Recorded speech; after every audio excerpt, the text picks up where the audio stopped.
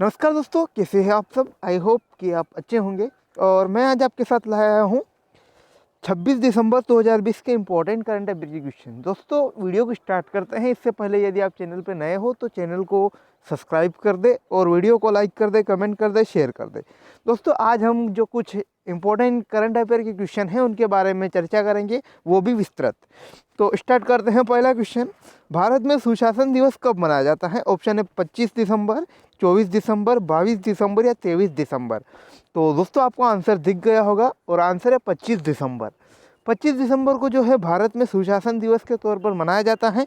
तो इसके उत्तर में है विकल्प ए। विकल्प ए 25 दिसंबर। इस स्पष्टीकरण, भारत में सुशासन दिवस 25 दिसंबर को सालाना मनाया जाता है, जो भारत के पूर्व प्रधानमंत्री श्रद्धेय अटल बिहारी वाजपेयी जी के जो जयंती के अवसर पर जो है इसको मनाया जाता है।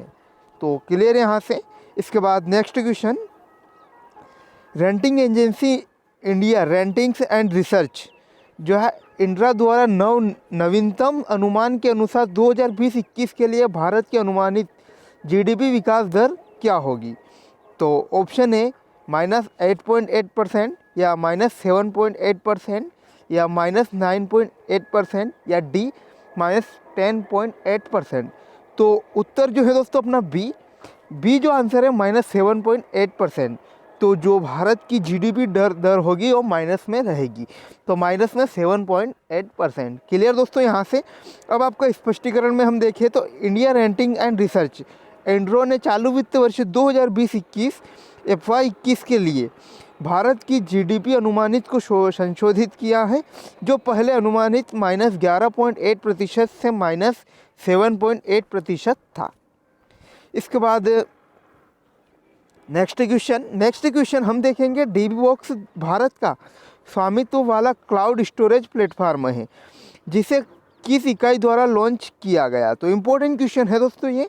ऑप्शन है रिलायंस इंडस्ट्रीज, बी पेटीएम, सी NPCI और डी है नीति आयोग। तो डी दोस्तों यहाँ पर आंसर बनेगा नीति आयोग। जो डीजी बॉक्स भारत का स्वामित्व वाला क्लाउड स्टोरेज प्लेटफॉर्म है वह भारत के नीति आयोग द्वारा लॉन्च किया गया।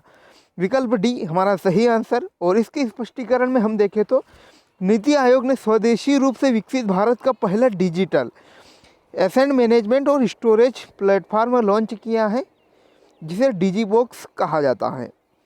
इसके बाद हम नेक्स्ट क्वेश्चन पे चर्चा करेंगे। नेक्स्ट क्वेश्चन है, उस फर्म का नाम बताइए जिसने बैंकिंग, वित्तीय सेवा और बीमा BFSI movers and shakers 2020 ranking जारी की है, जिसे हाल ही में VGK द्वारा जारी किया गया है। ऑप्शन है HDFC बैंक, बी ICICI बैंक, इसमें भारतीय स्टेट बैंक या डी अपना जो ऑप्शन है पंजाब नेशनल बैंक। तो ए HDFC जो बैंक है उसने वित्तीय सेवा और बीमा यानी BFSI movers and shakers 2020 ranking जारी की है, जिसे हाल ही में VGK द्वारा भी जारी किया गया। तो आंसर आपको क्लियर पता है दोस्तों, ये यहाँ पर अपना आंसर। इसके स्पष्टीकरण में हम देखेंगे HDFC बैंक VGK की BFSI movers and shakers 2020 report के अनुसार देश में 100 बैंकिंग, वित्तीय सेवाओं और बीमा BFSI कंपनियों में शीर्ष स्थान पर है। इसके बाद हम नेक्स्ट क्वेश्चन पर चर्चा करेंगे। क्वेश्चन है, RBI ने हाल ही में किस स्थानीय क्षेत्र में बैंक को लाइसेंस रद्द कर दिया है। तो इम्पोर्टेंट क्वेश्चन बनता है दोस्तों यहाँ से, यदि आप किसी भी कंपटीशन एग्जाम की तैयारी कर रहे हैं तो इसलिए इस क्वेश्चन को बहुत ही इम्पोर्टेंट है। तो ऑप्शन है कृष्णा भीम समृद्धि बैंक लैब लिमिटेड और तटीय स्थानीय क्षेत्र बैंक लिमिटेड या सुभद्रा स्थानीय बैंक लिमिटेड या डी उपरोक्त सभी। तो यहाँ पर जो आंसर होगा अपना सी, सुभद्रा स्थानीय बैंक लिमिटेड।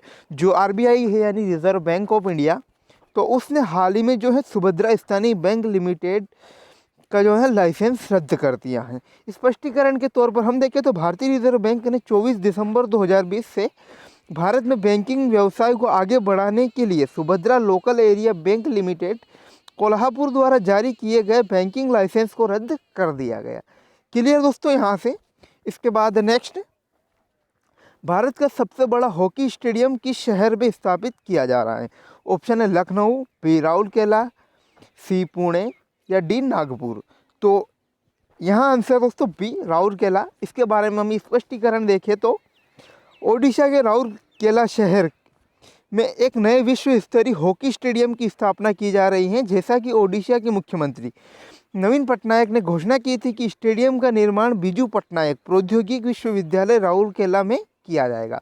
तो यहाँ से इम्पोर्टेंट क्वेश्चन बनता है, यदि आप एसएससी के अलावा एनटीपीसी रेलवे की भी आप साथ में तैयारी कर रहे हैं तो इनके लिए क्वेश्चन बहुत इंपॉर्टेंट है। इसके द्वारा हाल ही में वेंकैया नायडू द्वारा जारी पुस्तक ओह मिजोरम के लेखक कौन है? तो जो भारत के उपराष्ट्रपति है वेंकैया नायडू, उनके द्वारा एक जारी पुस्तक ओह मिजोरम है, उसके लेखक कौन है? ऑप्शन है पी.एस. श्रीधरन पिल्लई या बी वी.एस. मुरलीधरन या सी कुमनम राजशेखरन, डी या पिन्नाराय विजयन।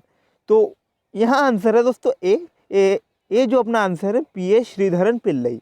जो पी.एस. श्रीधरन पिल्लई हैं तो आंसर बनेगा यहाँ पर जो ओह मिजोरम जो पुस्तक है उनके वह लेखक हैं।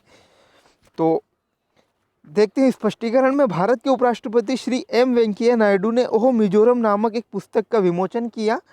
पुस्तक ओह मिजोरम को मिजोरम के राज्यपाल पी.एस. श्रीधरन पिल्लई ने लिखा है। तो क्लियर दोस्तों, यहाँ से हमको एक और क्वेश्चन का आंसर पता चला कि जो मिजोरम के राज्यपाल हैं पी.एस. श्रीधरन पिल्लई। तो इम्पोर्टेंट क्वेश्चन यहाँ से भी बनता है। इसके बाद हाल ही में कैबिनेट द्वारा अनुमोदित डीटीएच प्रसारण सेवा क्षेत्र में एक नई एफडीआई सीमा क्या है? ऑप्शन है 27%, बी 49% या सी 74% या डी 100%। तो उत्तर अपना आंसर है दोस्तों यहाँ पर जो 100%। तो जो हाल ही में कैबिनेट द्वारा अनुमोदित डीटीएच प्रसारण सेवा क्षेत्र में नई एफडीआई सीमा जो है 100% है। स्पष्टीकरण में हम देखें तो डीटीएच प्रसारण सेवा क्षेत्र में 100% प्रत्यक्ष विदेशी निवेश एफडीआई एवं या एफडीआई की अब तक 49% तक सीमित था। जो दोस्तों जो पहले तक सीमित था 49%, जो बढ़ाकर पूरा 100% कर दिया गया। इसके बाद नेक्स्ट क्वेश्चन, कोविड-19 महामारी के मद्देनजर संयुक्त राज्य अंतर्राष्ट्रीय विकास वित्त निगम जो है डीएफसी द्वारा भारत में महत्वपूर्ण अवसंरचनात्मक परियोजनाओं में कितनी वित्तीय सहायता की घोषणा की है?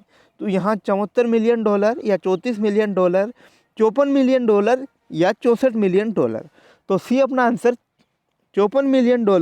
तो स्पष्टीकरण में हम देखें, संयुक्त राज्य अमेरिका ने अंतर्राष्ट्रीय विकास वित्त निगम डीएफसी ने कोविड-19 महामारी के मद्देनजर देश में महत्वपूर्ण अवसंरचना परियोजनाओं के विकास में सहायता के लिए भारत में 54 मिलियन जो डॉलर है उसका निवेश करने की घोषणा की है। डीएफसी 54 मिलियन डॉलर का निवेश करेगा भारत में राष्ट्रीय निवेश और अवसंरचना कोष एनआईआई के लिए इंडिक्टी में। इसके बाद नेक्स्ट है सुगाता कुमारी जिनका हाल ही में निधन हुआ है, उन्हें किस भाषा में उनके काम के लिए केंद्र साहित्य अकादमी पुरस्कार से सम्मानित किया गया था? तो इम्पोर्टेंट क्वेश्चन है ये। ऑप्शन है कन्नड़, बी मलयालम, सी ओडिशा या डी मराठा। तो यहाँ आंसर है दोस्तों बी मलयालम। तो स्पष्टीकरण के तौर पर हम देखें तो प्रसिद्ध मलयालम कवि और पर्यावरण कार्यकर्ता सुगता कुमारी का कोविड-19 जटिलताओं के बाद निधन हो गया है। वह 86 वर्ष की उम्र की थी। तो क्लियर दोस्तों, आई होप कि आपको पूरा वीडियो समझ में आया होगा और मैं उम्मीद करता हूँ कि आप चैनल को भी सब्सक्राइब कर देंगे। और थैंक्स फॉर वॉचिंग। मिलते हैं ऐसी नई अपडेट्स के साथ, तब तक बने रहे हमारे साथ।